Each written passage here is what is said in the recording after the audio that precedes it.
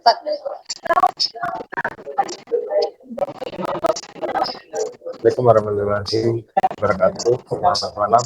Kami dari kelompok 6 malam akan menjelaskan mengenai extreme gradient working atau metode keyboard pada mata kuliah kecerdasan buatan ini. Kami dari kelompoknya ada Ina Febiola dan saya Raka. Apa itu XGBoost? Extreme Gradient Boosting atau metode XGBoost adalah algoritma machine learning berbasis decision tree yang menggunakan metode gradient boosting untuk meningkatkan akurasi prediksi. Dan dia mempunyai karakteristik bekerja lebih cepat, akurat, efisien, serta mendukung untuk komputasi paralel. Jadi untuk cara kerjanya XGBoost itu ada tahapan algoritma. Yang pertama dia akan membuat pohon pertama, terus menghitung nilai error, menghitung gradient, membuat pohon berikutnya berdasarkan error, terus menggabungkan seluruh pohon tersebut dan menghasilkan prediksi akhir. Dan fungsi objektif dari XGBoost, fungsi objektif terdiri dari dua bagian untuk XGBoost, yaitu ada loss function dan regularization. Yaitu loss function itu digunakan untuk mengukur kesalahan prediksi, sedangkan regularization mengurangi kompleksitas model dan mencegah overfitting.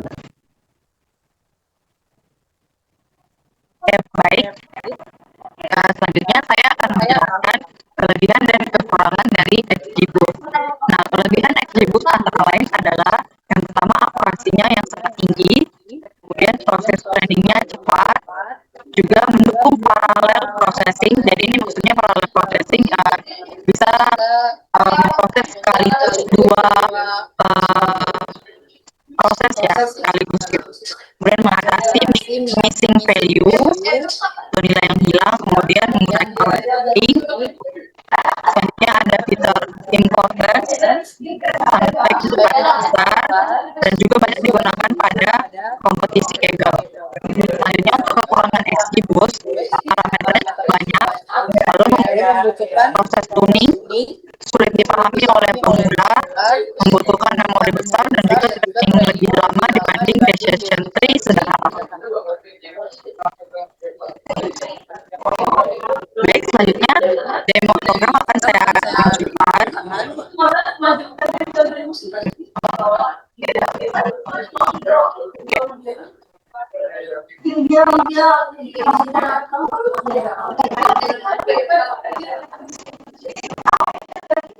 Share screen.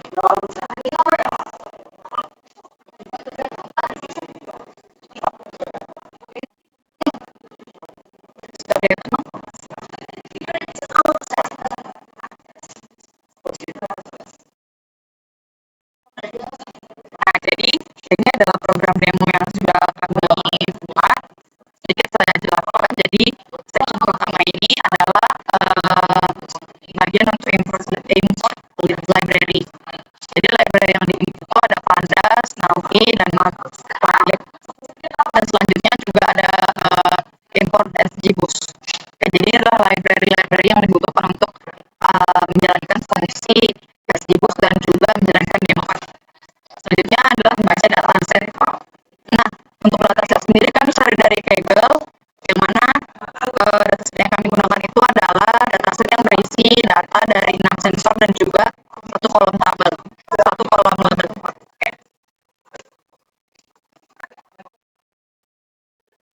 Oke, baik. Nah, di sini adalah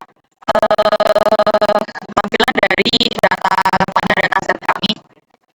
Ada time step, waktu, sensor back X, back Y, sensor back Z, tag X, dan tag Y. Baik, ini adalah jumlah datanya. Jumlah datanya itu ada sebanyak 103.860. Oke, dari dataset yang kami dapatkan. Selanjutnya masuk ke bagian check label. Nah, check label di sini adalah dari masing-masing kelas itu ada berapa data. Ini contohnya 1, 2, 3, 1, 3, 4, 5, 5678 dan ini adalah datanya. Oke, selanjutnya bagian memilih feature dan juga encode label. Nah, jadi di sini program kami itu tidak bisa membaca jika labelnya itu tidak dimulai dari 1. Jadi kita encode dulu labelnya agar mulai dari 0. Selanjutnya ada script data, men-script data dari kolom tadi yang 6 sensor, ada X, Y gitu. Oke, nah di sini jumlah yang running itu ada 83.088, kemudian jumlah testingnya 20.772. Nah ini kenapa? Dan ini kenapa? Karena kami memakai 80% data yang di training dan juga 20% data yang di testing. Nah, sebenarnya ada program untuk membuat model XGBoost. Jadi adalah program untuk melakukan trainingnya, training pada dataset. Nah, jadi ini adalah program prediksi. Dari hasil program prediksi ini, akurasi dari dataset kami itu adalah sebesar 97,33%. Nah, dengan classification report, nah ini adalah bentuk klasifikasi reportnya, ada kolom precision untuk level 1, recall, F1 score, dan supportnya. Nah, di sini juga ada confusion matrix yang dimana dari confusion matrix ini terbaca ada predicted table. Semakin biru warnanya itu berarti dia semakin benar ya pembacaannya. Di sini ada 1, 2 di level 1 ya. Oke, di conversion matrix-nya ini ada fitur important. Maaf, saya ulangi. Jadi grafik ini menunjukkan hasil dari fitur importance dari model XGBoost. Semakin besar nilai importance, maka semakin besar pengaruh fitur tersebut dalam proses klasifikasi.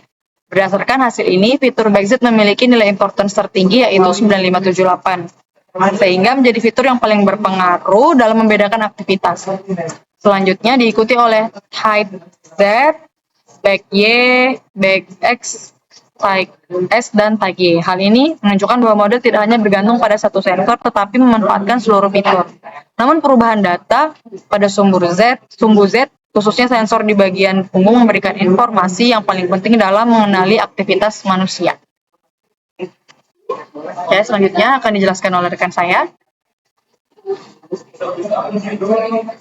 Di mana tabel confusion matrix ini merupakan hasil evaluasi model XGBoost, di mana sumbu vertikalnya merupakan label sederhana dan horizontalnya merupakan hasil prediksi model. Nilai pada diagonal utama ini menunjukkan prediksi yang besar, sedangkan nilai di luar diagonal merupakan kesalahan prediksi. Pada hasil terlihat bahwa sebagian besar data berada pada diagonal utama. Misalnya untuk yang kelas 1 ini sebanyak 12.476 data, sedangkan di kelas 6 ada sebanyak 2.793 data. Di kelas 7 ada 2.908 data, dan di kelas 8 ada sebanyak 1.916 data. Berhasil diprediksi dengan benar. Hal ini menunjukkan bahwa model ini memiliki kemampuan klarifikasi yang baik. Meskipun demikian, masih terdapat beberapa kesalahan prediksi, terutama pada kelas 3, 4, dan 5 yang sering diklarifikasikan sebagai kelas 1. Kesalahan ini disebabkan oleh ketidakseimbangan jumlah data atau kemiripan pada data sensor tersebut. Oke, baik. Selanjutnya kesimpulan. Jadi kesimpulannya adalah XGBoost merupakan pengembangan dari gradient boosting. XGBoost ini memiliki akurasi tinggi dengan waktu komputasi yang efisien, menggunakan teknik regularisasi sehingga mampu mengurangi overfitting, cocok digunakan pada permasalahan klasifikasi maupun regresi, banyak diterapkan dalam dunia industri, kesehatan, keuangan, dan penelitian.